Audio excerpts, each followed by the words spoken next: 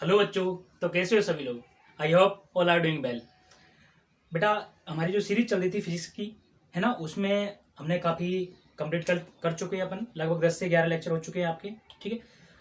पिछले जो लेक्चर में जो बात की थी हम लोगों ने, वो बात की थी इलेक्ट्रिक डाइपोल और इलेक्ट्रिक डाइपोल मूवमेंट के बारे में बात की थी।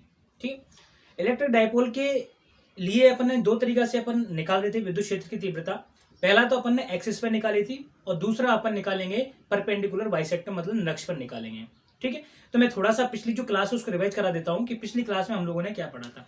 देखो, ज्यादा भाषणबाजी मैं नहीं करता, क्योंकि आप लोगों को पता है कि चैनल को आपको सब्सक्राइब करना है, वीडियो को शेयर करना है, लाइक करना है, कमेंट करना है। ठीक है। तो इन सारी चीजों में अपन टाइम वेस्ट नहीं करेंगे। ठीक है। तो मैं कोशिश करता हूं कि अपन कम से कम टाइम में ज्यादा से ज्यादा अपन जो अपन का सिलेबस है, ज्यादा से ज्यादा अपने टॉपिक है उसको कंप्लीट करें, जिससे आपको अच्छी भी समझ में आए और आपके टाइम वेस्ट भी नहीं हो। ठीक है बेटा। तो देखो, पिछली जो क्लास थी उसको मैं थोड़ा सा रिवाइज करा देता हूँ, क्योंकि पिछली क्लास से रिलेटेड ही आज की क्लास होने वाली है। ठीक है। तो बेटा, पिछली क्लास के बारे में जो हमने बात की थी वो था इलेक्ट्रिक डाइपोल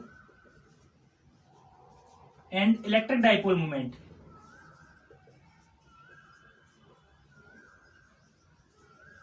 ठीक है। हमने बोला था कि बेटा कि हमारे पास दो आवेश हैं, है ना। देखो, मैं थोड़ा फास्ट बताऊंगा इसको, क्योंकि ये पिछली क्लास में हम कर चुके हैं। तो इसलिए मैं सिर्फ आपको समझाने के लिए, क्योंकि कोई बच्चा आया होगा उसको समझ में नहीं आया होगा, उसने पिछला वीडियो नहीं देखा होगा। लेकिन मैं तो यही सजेस्ट करूंगा कि अगर आपने पिछला वाला वीडियो नहीं देखा है तो पहले पीछे वाला वीडियो देखो, देन इस वीडियो पे आओ। ठीक है, बात समझ में आ गई? तो देखो, हमारे पास मैं दो आवेश लेता था, एक माइनस आवेश लेता था और एक प्लस आवेश लिया था।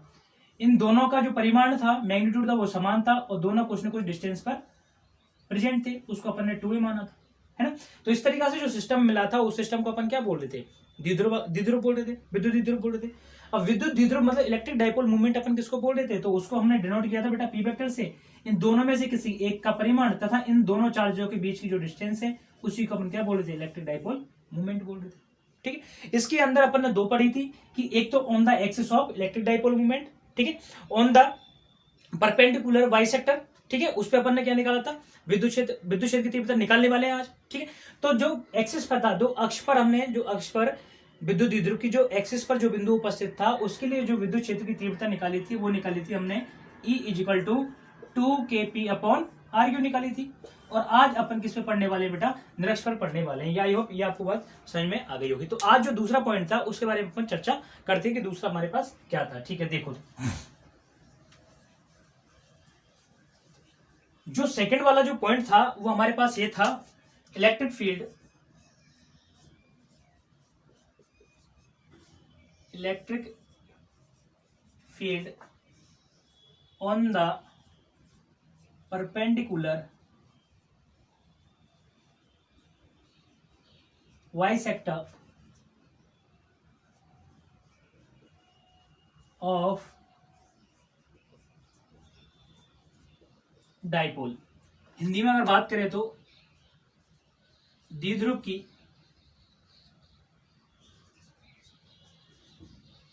निरक्ष रेखा पर, निरक्ष रेखा पर उपस्थित बिंदु, उपस्थित बिंदु पर विद्युत क्षेत्र, विद्युत क्षेत्र की तीव्रता। ठीक है।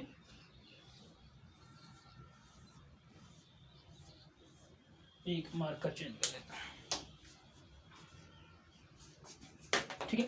जो बिंदु था, जो हमारा नेक्स्ट पॉइंट था बेटा, वो था हमारे पास कि द्विध्रुव है और द्विध्रुव की निरक्ष रेखा पर, पहले तो एक्सिस पर, उसकी अक्ष पर भी, उसकी एक्सिस पर भी कोई बिंदु उपस्थित था, बिंदु पी, वहां पर अपन ने विद्युत क्षेत्र की तीव्रता निकाली। लेकिन अब उसकी एक्सिस पे नहीं होके उसकी कहीं दूसरे पॉइंट पर, मतलब एक्सिस के अलावा कहीं भी हो सकता है। लेकिन अपन जो पढ़ेंगे वो बिल्कुल ये पढ़ेंगे कि जो बिंदु उपस्थित होगा वो देखो परपेंडिकुलर मतलब लंबवत होगा, वाई सेक्टर मतलब जो हमारे पास द्विध्रुव होगा उसके मध्य बिंदु पर होगा और लंबवत कोई बिंदु उपस्थित होगा। उस बिंदु पर अपन इस द्विध्रुव के कारण क्या निकालेंगे? विद्युत क्षेत्र की तीव्रता निकालेंगे। आई होप आपको बात समझ में आ गई होगी। पहले मैं एक बार डायग्राम बनाता हूं, डायग्राम से आपको बहुत अच्छे से समझ में आ जाएगा। ध्यान से देखना। सबसे पहले तो अपन का जो द्विध्रुव आ रहा है तो हम किसका निर्माण कर लेते हैं? द्विध्रुव का निर्माण कर लेते हैं। ये लो, इधर कर लेता हूं मैं। ठीक है, यहां पर हो जाएगा।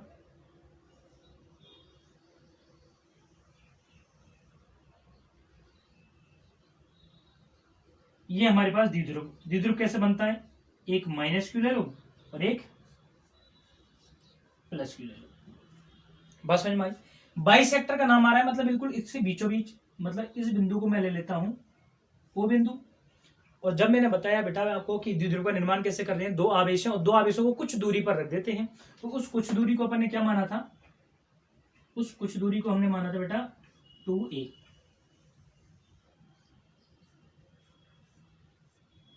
क्या कंसीडर किया था, 2a कंसीडर किया था। बात क्लियर हुई। अब ये बोल रहा है कि इसके वाई सेक्टर से परपेंडिकुलर मतलब कहीं ना कहीं इधर या नीचे हो सकता है या ऊपर हो सकता है, अपन ऊपर ले लेते हैं। ये लो, यहाँ पे मैंने इसको मान लिया और यहां से इसकी जो डिस्टेंस है वो मैंने मान ली r डिस्टेंस पर। बात क्लियर हुई। इसके मध्य बिंदु O से ये जो बिंदु P उपस्थित है, इस बिंदु को मैं P मान लेता हूं, P मान लेता हूं इस बिंदु को, ये इसके मध्य बिंदु से r दूरी पर उपस्थित है। बात क्लियर हुई, ठीक है भाई। अब देखो हमारे पास ये डाइपोल है, तो ये एक माइनस है और एक यहाँ पे प्लस है। थोड़ा सा टेढ़ा बन गया, मैं इसको सीधा बना देता हूं एक बार।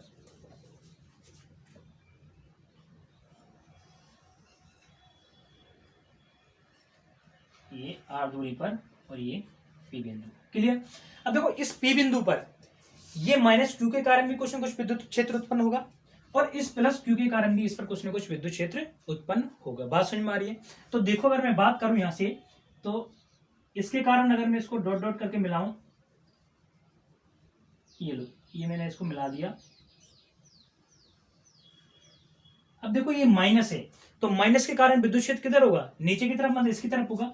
तो मैंने इसको इधर कर दिया और मैंने इसको नाम दे दिया, इसको मैं 1 मान लेता हूं, इसको मैं 2 मान लेता हूं, तो मैंने इसको नाम दे दिया बेटा E1। बात समझ में आ गई होगी, ठीक है, समझ में आ गई। ये प्लस क्यू के कारण भी तो कुछ इस पे विद्युत क्षेत्र उत्पन्न होगा, होगा क्या नहीं होगा, ठीक है, इस पर भी इसके कारण विद्युत क्षेत्र उत्पन्न होगा। तो मैंने इसको देखो ध्यान से इस तरीका से इससे मिलाया, ये लो ऐसा कुछ कर दिया। अब देखो ये प्लस क्यू के कारण जो विद्युत क्षेत्र की दिशा होती है वो किधर होती है, आउटवर्ड होती है, मतलब बाहर की तरफ होती है। मैंने आपको जब विद्युत बल रेखा के बारे में बताया था तो मैंने क्या बोला कि प्लस से विद्युत क्षेत्र रेखाएं निकलती हैं तो विद्युत क्षेत्र की दिशा डायरेक्शन कैसी होगी, आउटवर्ड होगी। लेकिन मैंने आपको बताया कि माइनस जो आवेश होता है, माइनस जो चार्ज होता है, उस पर जो इलेक्ट्रिक फील्ड की डायरेक्शन होती है वो इनवर्ड होती है, क्योंकि जो विद्युत बल रेखाएं होती हैं, जो इलेक्ट्रिक फील्ड लाइन होती हैं, वो उसकी तरफ अंदर आती है और अंदर आके वो क्या हो जाती है, खत्म हो जाती है। तो इसके कारण जो विद्युत क्षेत्र की जो डायरेक्शन होगी वो किधर होगी, इधर, और अपन ने इसको क्या मान लिया, 2 मान लिया, वेक्टर लगा दिया मैंने, क्लियर हुआ।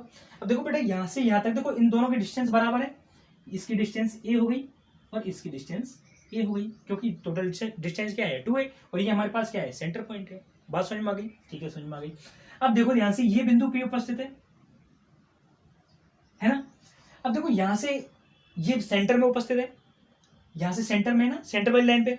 तो अगर इस एंगल को मैं थीटा लेता हूं तो ये एंगल भी हमारे पास क्या हो जाएगा, थीटा हो जाएगा, बराबर एंगल होगा, क्योंकि ये वाई सेक्टर से परपेंडिकुलर है और ये हमारे पास सेंटर बिंदु पे, सेंटर बिंदु पर यहां से इस बिंदु को जोड़ेंगे और यहां से इस बिंदु को जोड़ेंगे, तो दोनों का एंगल कैसे आने वाला है, समान आने वाला है। बात क्लियर हुई। अब देखो मेन बात जो यहाँ पे आती है समझने की, वो ये बात है कि बेटा यहाँ पे बिंदु P है ना, और आपको लग रहा होगा कि विद्युत क्षेत्र इस बिंदु पर एक तो इधर की तरफ है और एक उधर की तरफ। मतलब मैंने आपको इलेक्ट्रिक फील्ड लाइन पढ़ाई थी, उसकी जो प्रॉपर्टी थी उसके अंदर एक पॉइंट था कि दो विद्युत बल रेखाएं कभी एक दूसरे को नहीं काटती, है ना। अगर ऐसा काटेंगी तो एक ही बिंदु पर इलेक्ट्रिक फील्ड की 2 डायरेक्शन हो जाएंगी, और 2 डायरेक्शन किसी भी चीज की, किसी भी इलेक्ट्रिक फील्ड की 2 डायरेक्शन एक ही बिंदु पर पॉसिबल नहीं है। इसलिए अपन को इसका कुछ ना कुछ ऑपरेशन करना पड़ेगा और देखना पड़ेगा कि इसको आगे कैसे सॉल्व कर सकते हैं। देखो जब जब ऐसी स्थिति आती है तब तक अपन इसको क्या करते हैं, घटकों में विभाजित करते हैं। लेकिन सबसे पहले मैं निकाल के देख लेता हूं कि E1 का मान कितना होगा और E2 का मान कितना होगा। बात क्लियर हुई। अब देखो पहली बात, मैं इसको ठीक है यहाँ पे लिखा हुआ है, इसको इधर लिख देता हूं E1, जिससे आपको थोड़ा सा कुछ होना। अब देखो ध्यान से, अगर मैं इसके कारण यहाँ पे विद्युत क्षेत्र की तीव्रता निकालूंगा तो मुझे यहाँ से और यहाँ की डिस्टेंस चाहिए, और इसके कारण ये भी इस पे विद्युत क्षेत्र इलेक्ट्रिक फील्ड क्या करेगा, उत्पन्न करेगा। तो निकालने के लिए यहाँ से और यहाँ तक की क्या होना चाहिए, इसका भी डिस्टेंस होनी चाहिए। अब वो डिस्टेंस, वो दूरी कैसे निकालेंगे उसके बारे में अपन चर्चा करते हैं। देखो ये क्या बन रहा है, ये ट्राइंगल बन रहा है, एक त्रिभुज बन रहा है। ये हमारे पास इसका क्या हो गया, परपेंडिकुलर हो गया, ये इसका बेस हो गया। अपन को हाइपोटेन्यूस निकालना है, इसका कर्ण निकालना है। तो आप लगा दो पाइथागोरस में, कर्ण का स्क्वायर बराबर ठीक है, आधार का स्क्वायर प्लस लंब का स्क्वायर प्लस बेस का स्क्वायर। अगर कर्ण निकालेंगे, कर्ण बराबर कितना हो जाएगा, आधार का स्क्वायर प्लस लंब का स्क्वायर का अंडर रूट हो जाएगा। तो देखो यहाँ पे लंब क्या है आर, तो आर का स्क्वायर, आधार क्या है बेटा यहाँ से यहाँ तक ए, तो ए का स्क्वायर और इसका क्या हो जाएगा अंडर रूट हो जाएगा।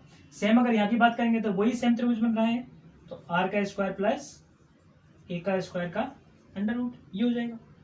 बात समझ में आ रही है। अब अपन E1 और E2 की एक बार वैल्यू निकालते हैं, आती क्या है, बराबर आती है अलग अलग आती है, उसके बारे में अपन बात करेंगे। तो देखो यहाँ पे एक लाइन लिखोगे, बिंदु P पर माइनस क्यू, आप इसे लिख देता हूं पहले ना, माइनस क्यू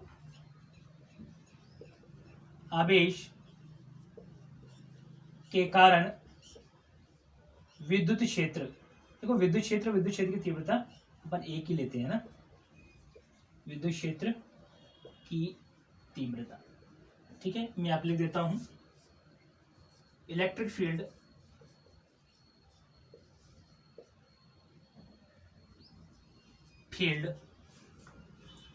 एट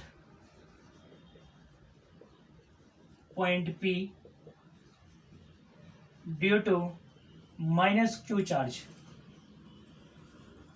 ठीक है। तो निकाल लेते हैं इसको, मैंने E1 नाम दिया है, तो E1 इज इक्वल टू हमको क्या मिलेगा, देखो बेटा K आता है हमारे पास, एक Q है तो Q ले लो, देखो साइन के साथ मत लो, अपन ने विद्युत का निर्माण किया है। अब नीचे क्या आता है KQ अपॉन आर स्क्वायर, विद्युत क्षेत्र की तीव्रता क्या होती है KQ अपॉन आर स्क्वायर। अब इन दोनों के बीच की जो दूरी है, जो डिस्टेंस है वो कितनी है, R square plus A square का अंडर रूट। तो यहाँ पे मैं इस आर स्क्वायर की जगह क्या रख देता हूँ, ये R square plus A square का अंडर रूट, और इसका क्या जाएगा होल स्क्वायर आ जाएगा, इज इक्वल टू अगर मैं बात करूं तो KQ अपॉन यहाँ से इसका अंडर रूट हट जाएगा तो क्या आ जाएगा R square plus A square, और इसको मैं दे देता हूं समीकरण नंबर 1, ठीक है। क्लियर हुआ, मतलब माइनस क्यू आवेश के कारण बिंदु P पर विद्युत क्षेत्र की जो तीव्रता है वो क्या है KQ upon R square plus A square, ये अपन के पास आई है।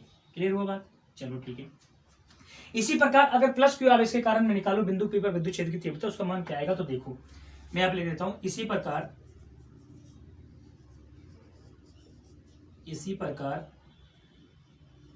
प्लस क्यू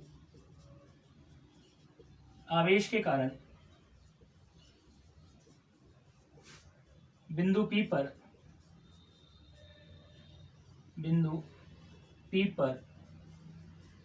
विद्युत क्षेत्र की तीव्रता, सेम मैंने उसको नाम दे दिया बेटा E2, ये लो E2 is equal to KQ आएगा, और इसके और इसके बीच में डिस्टेंस कितनी है, under root R square plus A square, तो मैंने इसको लिख दिया under root R square plus A square, और इसका होल स्क्वायर कर दिया, तो मुझे यहां से मिला KQ upon R square plus A square, समीकरण नंबर 2। तो देखो माइनस क्यू आवेश के कारण विद्युत क्षेत्र की तीव्रता ये आई थी, प्लस क्यू आवेश के कारण विद्युत क्षेत्र की तीव्रता ये आई थी। हमने E1 और E2 दोनों देखा, ये समीकरण 1 और एक समीकरण 2 है। यहाँ पे KQ upon R square plus A square आया है, यहाँ पे KQ upon R square plus A square आया है। इन दोनों समीकरणों को देखते हुए अपन को पता लग रहा है कि दोनों समीकरणों से जो मान निकला है किसका, विद्युत क्षेत्र की तीव्रता का, किसका विद्युत क्षेत्र की तीव्रता का, उनका जो परिमाण आया है दोनों के कारण, उन दोनों के कारण जो परिमाण आया है वो देखते हुए हमको लग रहा है कि दोनों का जो परिमाण है वो क्या है, एक समान है। बात समझ में आ रही है, देखो KQ upon R square plus A square, KQ upon R square plus A square, दोनों के कारण जो इसका परिमाण आया है, जो मैग्नीट्यूड आया है, उसका मान क्या है, समान है। समान है तो देखो इसको मैं कैसे लिख सकता हूं, ऊपर से एक बार रब कर देता हूं इसको, है ना।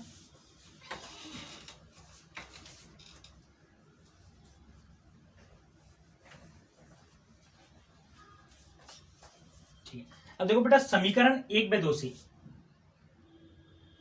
लिख देता हूं, from equation 1 and 2 we get, ठीक है। देखो अपन को क्या मिला, यहां से अपन को पता लगा कि E1 इज इक्वल टू क्या है, E2 है, और इसकी वैल्यू हमारे पास क्या है KQ upon R square plus A square, यही तो है। देखो E1 ये रहा, E2 ये रहा, दोनों का मान समान है, दोनों को इक्वल रख दिया, और इसकी वैल्यू क्या है, दोनों की KQ upon R square plus A square, यही आई हुई है। चलो ठीक है, आगे मैं इसको सॉल्व करूं तो देखो E1 is equal to E2 is equal to क्या है हमारे पास, KQ upon R square plus A square, देखो इन दोनों का मान समान है हमारे पास E1 E2 का, तो इसको मैं किसके इक्वल मान लू, E के इक्वल मान लेता हूं, है ना, कोई दिक्कत किसी को, माना E के इक्वल मैंने इसको मान लिया। ठीक है, चलो आगे।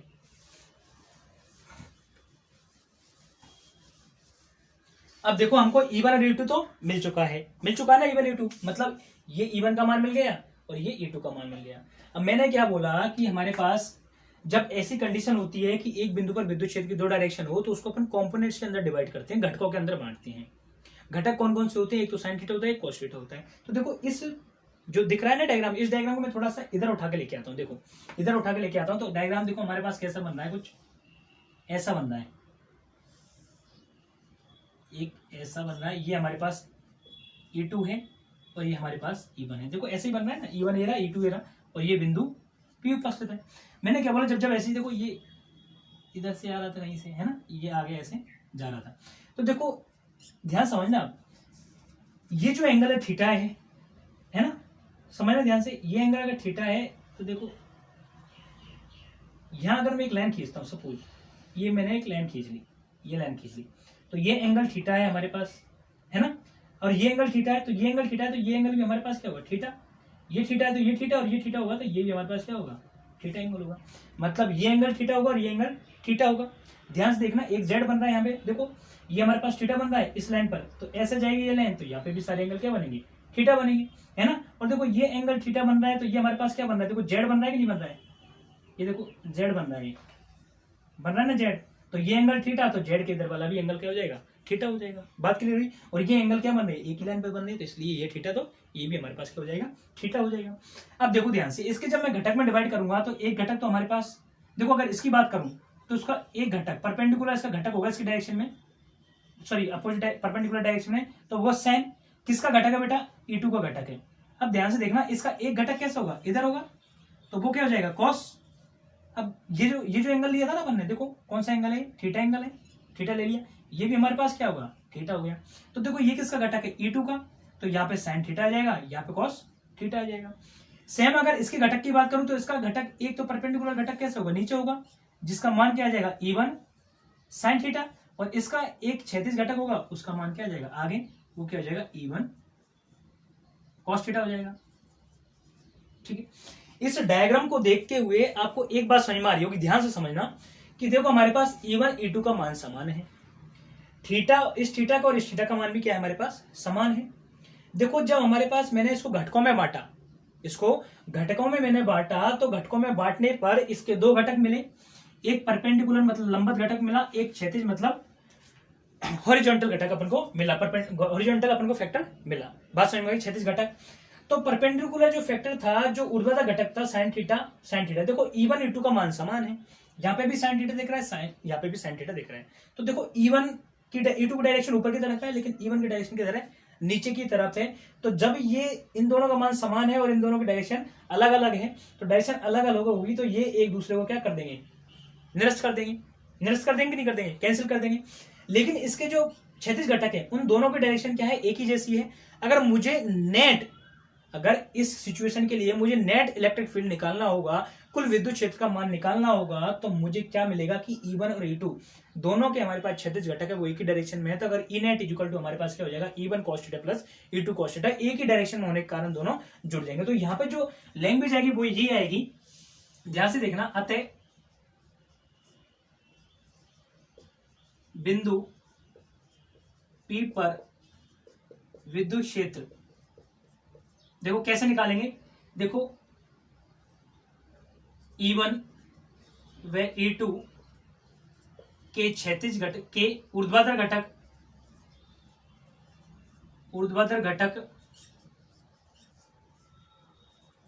E1 साइन थीटा व E2 साइन थीटा परिमाण में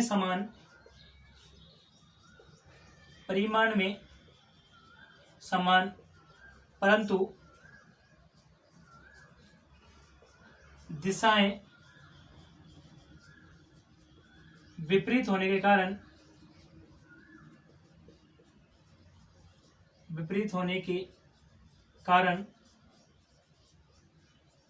एक दूसरे को निरस्त कर देते हैं, एक दूसरे को निरस्त कर देते हैं, जबकि क्षैतिज घटक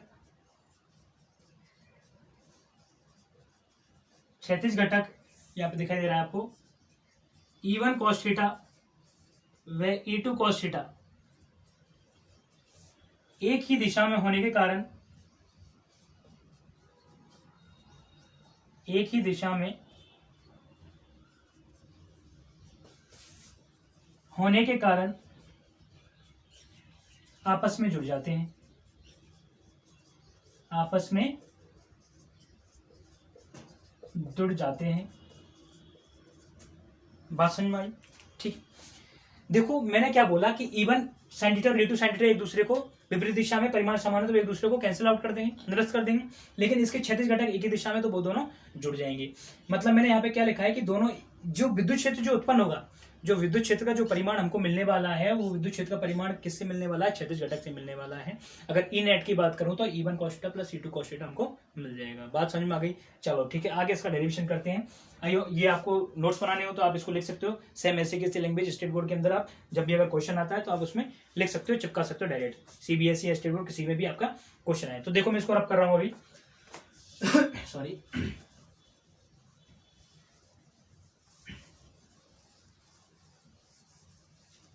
ठीक है, मैं इसको भी रख कर रहा हूं, उधर बना दूंगा। देखो बेटा, इस तरीका से मैंने यहां पे बनाया था कि ये इसका E2 sin थीटा, यहाँ पे क्या हो जाएगा E1 sin थीटा, और ये हमारे पास दो डायरेक्शन है, E1 cos थीटा और E2 cos थीटा। अगर मैं बात करूं अतः बिंदु P पर, अतः बिंदु P पर परिणामी विद्युत क्षेत्र, परिणामी विद्युत क्षेत्र, ठीक है। तो देखो अगर मैं इसको नाम दे देता हूं ई नेट, तो ई नेट मुझे क्या मिलेगा यहाँ पे, देखो E1 cos theta plus E2 cos theta. मैंने देखो E1 E2 को बराबर मान लिया, तो मैं इसको क्या लिख सकता हूं, E cos theta plus E cos theta. मतलब अगर मुझे वैल्यू मिलेगी तो E net is equal to मुझे क्या मिलने वाला है, 2E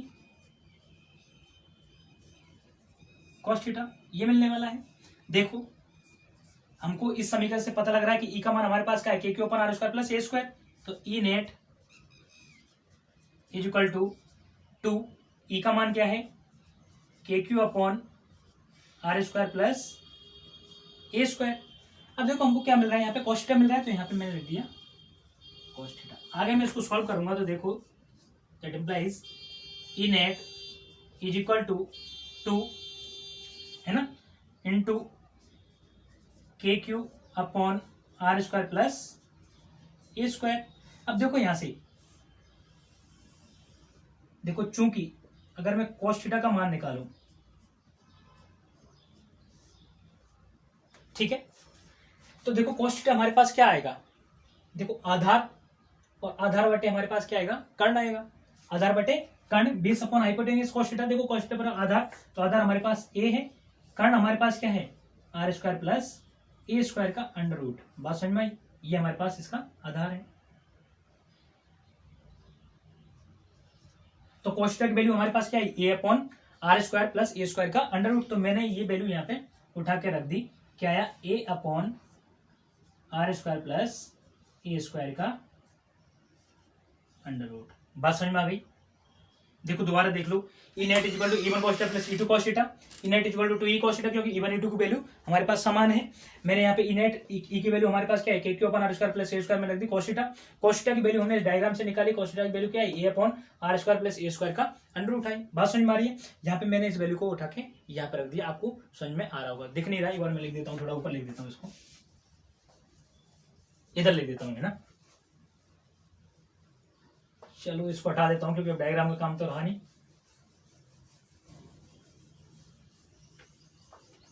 तो देखो हमारे पास जो वैल्यू आई थी वो आई थी E net is equal to 2 into KQ upon R square plus A square और इनटू cos थीटा की जो वैल्यू निकाली थी वो हमने निकाली थी A upon R square plus A square का अंडर रूट। तो यहाँ पे मैं मान रख देता हूं A upon R square plus A square का अंडर रूट। देखो आगे क्लियर हुआ। तो देखो ई नेट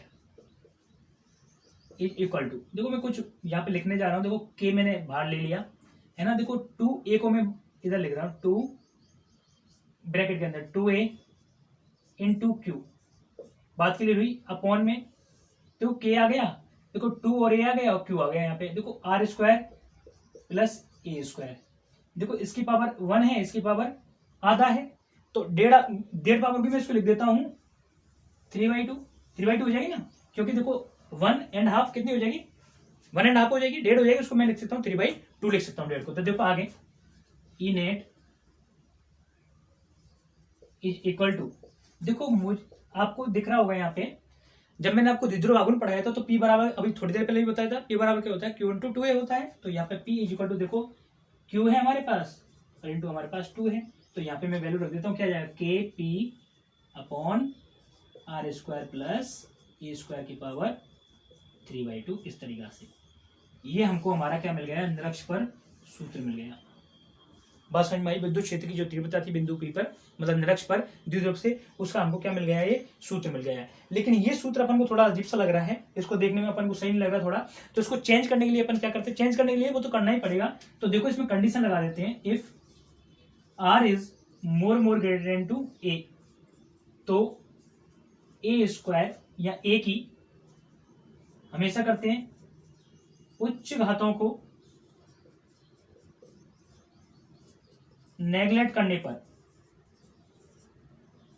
नेगलेक्ट या नगण्य मानने पर। ओके क्लियर हुआ।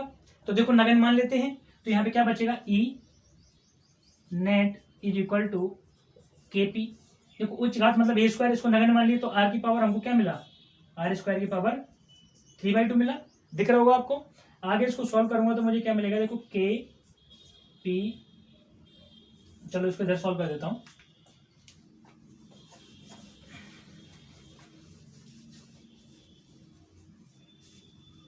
ठीक है, तो देखो बेटा हमको मिला है ई नेट इज इक्वल टू के पी अपॉन आर स्क्वायर की पावर 3/2। इसको सॉल्व करूंगा तो मुझे क्या मिलेगा, के पी अपॉन आर स्क्वायर। अब देखो आर स्क्वायर की पावर 3/2, तो स्क्वायर से स्क्वायर कट जाएगा, तो हमको क्या मिलेगा, आर क्यूब मिलेगा। बात क्लियर हुई। मतलब हमारे पास जो आंसर आया है वो मिला है हमको ई नेट इज इक्वल टू के पी अपॉन आर क्यूब, क्योंकि स्क्वायर देखो स्क्वायर 1/2 से कट जाएगा, हमको मिलेगा ई नेट इज इक्वल टू के पी अपॉन आर क्यूब, है ना। इस ई नेट को मैं क्या बोल सकता हूँ, निरक्ष बोल सकता हूँ, निरक्ष, है ना। अब देखो एक तो हमने एक्सिस पर निकाला था, एक अक्ष निरक्ष पर निकाला था, मतलब एक अक्ष पर निकाला था, एक निरक्ष पर निकाला था। अब दोनों के अंदर जो संबंध आएगा उसके बारे में बात कर लेता हूं, कि हमको जो ई अक्ष मिला था, द्विध्रुव की अक्ष पर जो विद्युत क्षेत्र का मान मिला था, वो मिला था 2 kp अपॉन आर क्यूब, और ई जो निरक्ष मिला है वो हमको मिला है kp अपॉन आर क्यूब, ये मिला है। दोनों के अंदर अगर संबंध निकालना चाहूं तो देखो क्या निकालूंगा, ई अक्ष इज इक्वल टू, देखो 2 को मैं ऐसे छुपा लेता हूं, 2 को छुपा ले तो ये क्या हो जाएगा, ई निरक्ष हो जाएगा, तो मैं इसको लिख दूं ई निरक्ष। मतलब अगर बात करूं कि द्विध्रुव की जो अक्ष पर विद्युत क्षेत्र का जो मान होता है, द्विध्रुव की निरक्ष पर जो विद्युत क्षेत्र का मान होता है उसका 2 गुना होता है। अब देखो इसका न्यूमेरिकल कैसे बनता है, इसका न्यूमेरिकल ऐसे बन सकता है कि आप उसको क्वेश्चन इस तरीके से आएगा कि आपको सारी वैल्यूज दे देगा, द्विध्रुव के कारण विद्युत क्षेत्र की अक्ष पर विद्युत क्षेत्र की तीव्रता का मान निकालो, मतलब विद्युत द्विध्रुव की अक्ष पर विद्युत क्षेत्र की तीव्रता का मान निकालो, पहला। और दूसरा आपको दे देगा विद्युत द्विध्रुव की निरक्ष रेखा पर विद्युत क्षेत्र का मान निकालो। तो आपको सिर्फ एक ही मान निकालना है, आपको क्या निकालना है, विद्युत क्षेत्र की या तो निरक्ष पर निकाल लेना या अक्ष पर निकाल लेना। अगर आपने निरक्ष पर निकाल दिया तो अक्ष का निकालना हो तो निरक्ष का 2 गुना कर देना, है ना। अगर आपने किसका अक्ष का निकाल रहा हो, निरक्ष का आपको निकालना हो तो अक्ष का आप क्या कर देना, आधा कर देना, आपको दोनों ही वैल्यू मिल जाएगी। इस तरीका से आपका ये टॉपिक इंपॉर्टेंट टॉपिक है, कंप्लीट हुआ बेटा। ठीक है, आगे नए टॉपिक के साथ अपन कल मिलते हैं। रेगुलर आपकी वीडियोज आ रही हैं, अच्छे से देखो, अच्छे से प्यार दो बेटा वीडियोज को शेयर करो, है ना, चैनल को सब्सक्राइब करो, लाइक करो, कमेंट करो, और जो भी सजेशन हो वो आपको मुझे बता सकते हो, और कोई भी प्रॉब्लम हो वो आप मुझे डायरेक्ट कॉन्टेक्ट कर सकते हो। मेरे नंबर है 9672184972। थैंक यू बेटा, मिलते हैं कल। एक और देखो, कोरोना जो चल रहा है उससे आप अपने परिवार के साथ सुरक्षित रहो, कहीं भी बाहर मत निकलो जब तक ये सही नहीं हो जाता। देखो टाइम आएगा, है ना, सब कुछ ठीक हो जाएगा। अपन फिर से एक ऑफलाइन क्लासेज में पढ़ना स्टार्ट करेंगे। आपको पता ही कि हमारी कोचिंग है जो कि कहाँ पे, अपने सामने एयरपोर्ट के पास में है। तो जैसे ही हमारा गाइडलाइंस आती है गवर्नमेंट की, अपन ऑफलाइन क्लासेज आपके लिए स्टार्ट कर देंगे। ठीक है बेटा, मिलते हैं कल एक नए टॉपिक के साथ, एक नई ऊर्जा के साथ। थैंक यू, धन्यवाद, जय हिंद, जय भारत।